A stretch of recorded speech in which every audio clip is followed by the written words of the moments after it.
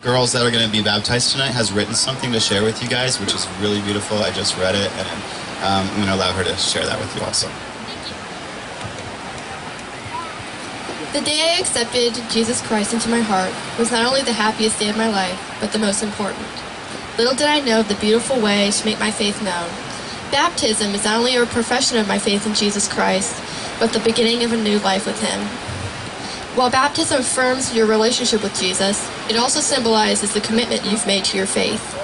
While one must submit entirely to His will, first one must entirely submit to His will. It's important that those who have been baptized do not habitually return to their old ways. For the Bible speaks harshly against hypocrisy. Instead, our baptism should symbolize the renewing of our souls and being born again in Jesus Christ.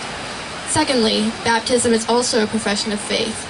Jesus makes it clear that if we don't publicly speak up for Him in this life, then He will claim He never knew us in the next.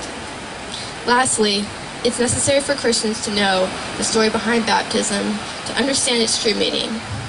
It was Jesus Himself who received the first baptism, and it is to this day that Christians everywhere imitate the Anointed One's baptism by John the Baptist. However, it is only Christ's saving blood and His death on the cross that will allow us into His heaven for eternity. In conclusion, baptism represents the forgiveness and grace that Jesus Christ offers. The act further symbolizes being dead to sin, being cleansed of sin, and rising cleansed of sin in His precious blood. Thank you. Thank you, Amanda. I just want to remind you guys that you can always check out the Facebook, even more than the website, unfortunately.